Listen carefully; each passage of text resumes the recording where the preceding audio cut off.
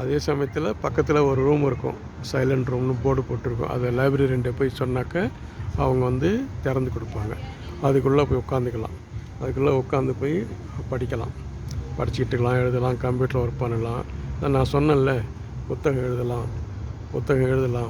எழுதுறதுக்கு நீங்கள் லைப்ரரி பயன்படுத்திக்கலாம், யாரும் எதுவும் சொல்ல மாட்டாங்க. அரசு அந்தளவுக்கு சப்போர்ட் பண்ணுது. படிக்கலாம், எழுதலாம். நீங்கள் இதை லைப்ரரி பயன்படுத்தி ஒரு புதிய டிகிரியே வாங்கிடலாம். அவ்வளோ தூரம் சலுகை கொடுக்குறாங்க. எவ்வளோ பேப்பர்லாம் அன்லிமிட்டெட் பேப்பர்ஸ் கொடுக்கலாம், பிரிண்ட் அவுட் எடுத்துக்கலாம். அந்தளவுக்கு எல்லாமே ஃப்ரீ தான்.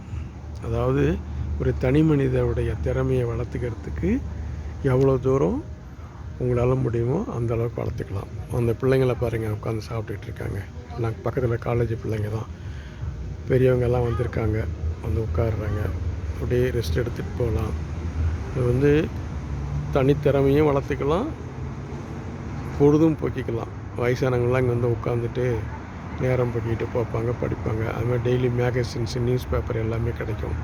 ஒன்றும் பிரச்சனையே கிடையாது. வாங்க அடுத்த வீடியோவுக்கு போகலாம்.